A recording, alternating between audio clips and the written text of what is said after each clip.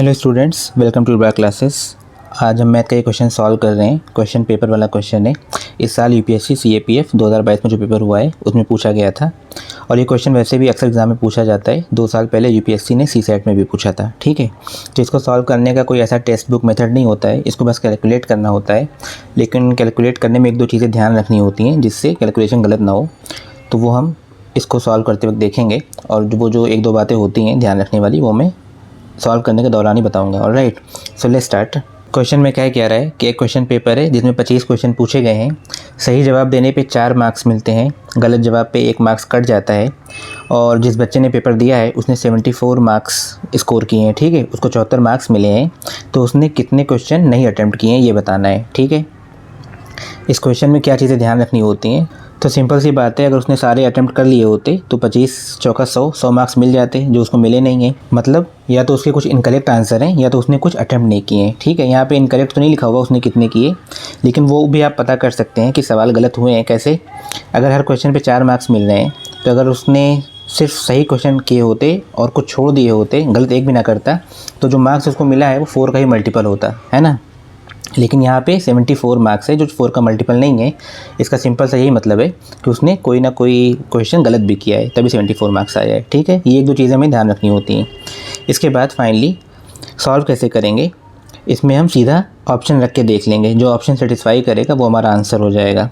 लेकिन ऑप्शन रखने से पहले क्या चीज़ जो हमें मेजर ध्यान रखनी है, जो एक मेजर गलती बच्चे करते हैं, इसमें कितना मार्क्स डिडक्ट करना है। जैसे इसमें लिखा हुआ है कि हर क्वेश्चन सही करने पे 4 मार्क्स मिल रहा है और गलत करने पे 1 मार्क्स मिल रहा है।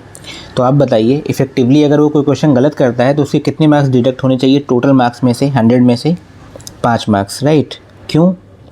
क्योंकि उसने मान लीजिए एक क्वेश्चन गलत कर दिया, तो जो 4 मार्क्स उस क्वेश्चन पे मिलने वाले थे वो भी तो नहीं मिले, और एक उसका कट गया, तो टोटल 5 मार्क्स डिडक्ट होते हैं। ठीक है, कई बच्चे क्या गलती करते हैं, यहाँ पे एक ही मार्क्स जोड़ते हैं, उस 4 को जोड़ते ही नहीं है जो गलत हो गया। ठीक है, तो अगर आप एक जोड़ेंगे तो भी इसमें एक आंसर आ जाएगा। एक ऑप्शन वो भी है कि अगर आप ये गलती करें तो आपका आंसर 5 आ जाएगा। ठीक है, वो गलत होगा क्योंकि अगर आप सिर्फ 1 मार्क्स डिडक्ट करेंगे, आपको 1 नहीं करना है।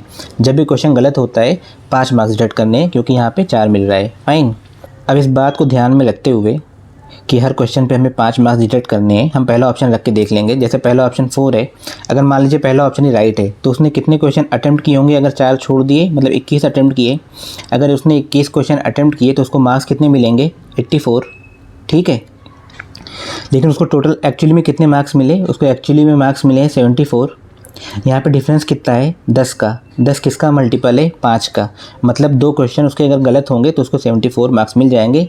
यहाँ पे ये सेटिस्फाई कर रहा है, मतलब यही हमारा आंसर है। ठीक है, यही ऑप्शन इसलिए राइट है क्योंकि इस क्वेश्चन में कोई और ऑप्शन ऐसा हो ही नहीं सकता जहाँ पे ये 5 का मल्टीपल बैठ रहा हो बीच में। ठीक है, अगर होगा तो ये क्वेश्चन गलत हो जाएगा क्योंकि 2 क्वेश्चन राइट हो जाएंगे। फाइन, जैसे मैंने कहा कि यहाँ पे पहला ऑप्शन राइट है क्योंकि 5 का मल्टीपल का डिफरेंस आ रहा है बीच में, मतलब 2 क्वेश्चन अगर गलत करेगा वो, तो उसको ये 74 मार्क्स मिल जाएंगे और 4 अनअटेम्प्टेड भी हो जाएंगे। ठीक है, फिर भी डाउट क्लियर करने के लिए दूसरा ऑप्शन भी रख के देख लेते हैं, और वो नहीं आएगा फिर भी मान लीजिए कि ऑप्शन 3 रख के देख लें हम, सिर्फ चेक करने के लिए। तो अगर उसने 3 क्वेश्चन नहीं अटैम्प्ट किए तो कितने अटैम्प्ट किए होंगे? 22 है ना। 25 में से 3 नहीं करेगा तो 22 सही करेगा। अगर उसने 22 सही किए तो उसको मार्क्स कितने मिलेंगे? 88 है ना। लेकिन उसे एक्चुअली मिले कितने हैं? 74। आप बताइए यहाँ पे गैप कितना है? 88 और 74 के बीच में 14 का गैप है। क्या ये 14 5 का मल्टीपल है? नहीं है, राइट। यहाँ पे 15 होता तो ये ऑप्शन सही हो जाता क्योंकि 3 क्वेश्चन गलत हो जाते, पर 14 है मतलब नहीं गलत हो सकते, मतलब ये ऑप्शन गलत है। सिमिलरली अगर आप ऑप्शन सी रखकर देखना चाहें, मान लीजिए उसने 5 अटैम्प्ट नहीं किए, तो मतलब उसने कितने अटैम्प्ट किए? 20 अटैम्प्ट किए। अगर वो 20 अटैम्प्ट करेगा तो उसको मार्क्स कितने मिलेंगे? 20 चौक 80 मार्क्स मिलने चाहिए, पर उसको मार्क्स मिले कितने हैं? एक्चुअली में 74 मिले हैं। तो यहाँ पे गैप कितने का आ रहा है? 6 मार्क्स का आ रहा है। ये भी 5 का मल्टीपल नहीं है, एक ही क्वेश्चन गलत हो पाएगा यहाँ पे, राइट, और 1 मार्क्स एक्स्ट्रा हो जाएगा, मतलब ये भी ऑप्शन गलत है। तो आपने देखा पहला ऑप्शन मैंने कहा था सही है, उसके बाद कोई भी ऑप्शन इस क्राइटेरिया को सेटिस्फाई नहीं करेगा। लास्ट ऑप्शन चेक करना ही बेकार है क्योंकि वो 9 है, अगर 9 गलत कर देगा वो तो उसको टोटल मार्क्स ही 64 मिलेंगे, तो बिना काटे पीटे भी वहाँ तक पहुँच ही नहीं पाएगा 74 तक, राइट। तो उसको तो हम चेक ही नहीं करेंगे। बाकी 3 ऑप्शन में से मैंने कहा था जहाँ ये क्राइटेरिया सेटिस्फाई करेगा 5 वाला, वही ऑप्शन राइट होगा। जो पहले पे हो गया था हम वहीं पे भी रुक सकते थे, आगे चेक करने की ज़रूरत नहीं थी, क्योंकि आगे अगर कोई सही होता तो ये क्वेश्चन गलत हो जाता है, राइट, क्योंकि एक ही राइट आंसर हो सकता है क्वेश्चन में।